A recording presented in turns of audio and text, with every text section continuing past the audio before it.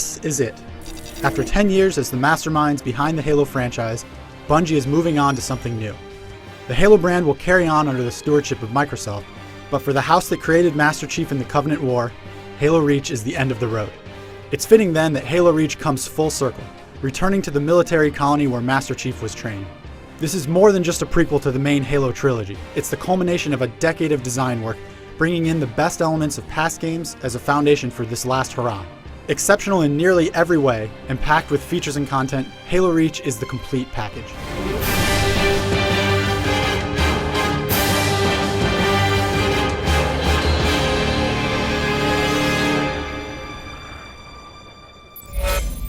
Bad guy coming out!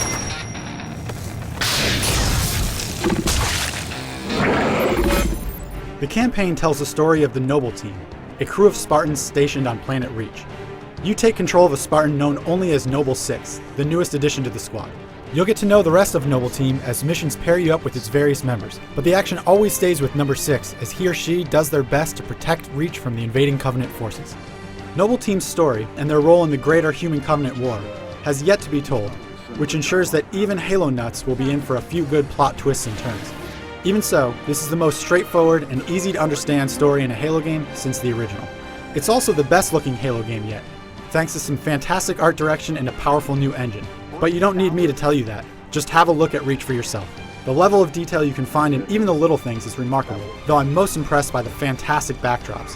However, there are some limitations to what can be achieved, and a few of the attempts at portraying massive battles in Halo Reach fall a little short, either through a stutter in the frame rate or less than awe-inspiring visuals. I can't move on to talk about other aspects of Halo Reach without mentioning the soundtrack. Marty O'Donnell continues to produce some of the most striking music and sound effects in all of gaming. We're stuck with that ship for the time. Now, on to the core of the Reach experience.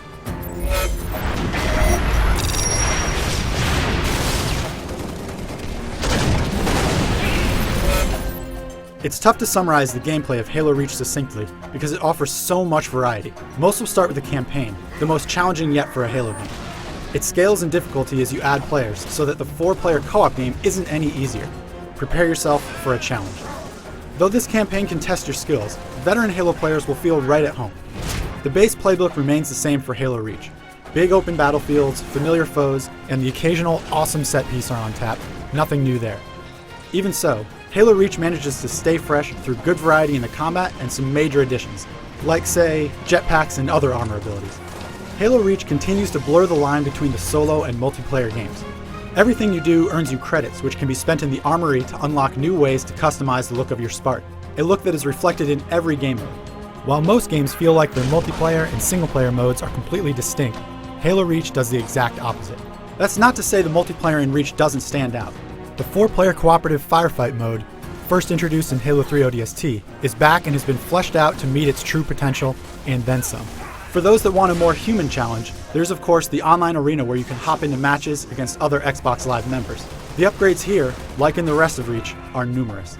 New modes like Invasion expand the number of game types to unheard of limits. My one gripe with the competitive multiplayer suite is the relatively small number of maps. There are 13 competitive maps on the disc, and a few of those are remakes or reimaginings of maps from past Halo games. Taking the step from Halo 3 and its huge number of maps, even if many were later added through downloads, makes this feel a bit limited. There is a big savior to that, and it's what impresses me most about Halo Reach. There is an incredible amount of flexibility built into this game. The Forge tools, which allow you to edit maps and create new game types, have been greatly improved. That same sensibility has been extended to the multiplayer and firefight rule sets, which you can now tweak to your heart's content. The only limit, it seems, is your creativity.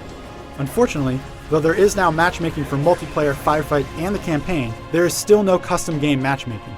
If you create a great mode or map, you'll have to find some friends to join you.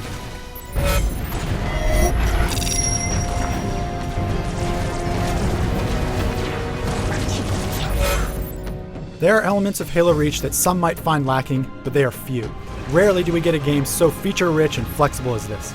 Almost every aspect, from the excellent story-driven campaign to the robust multiplayer suite, feels like it could stand on its own as a complete product. Yet you get them all in this one single package. It's clear that Bungie put its heart into Halo Reach, drawing on a decade's experience with the franchise to make something fresh and fun, yet familiar. Do yourself a favor and go pick this one up. For more information on Halo Reach, stay tuned to IGN.com.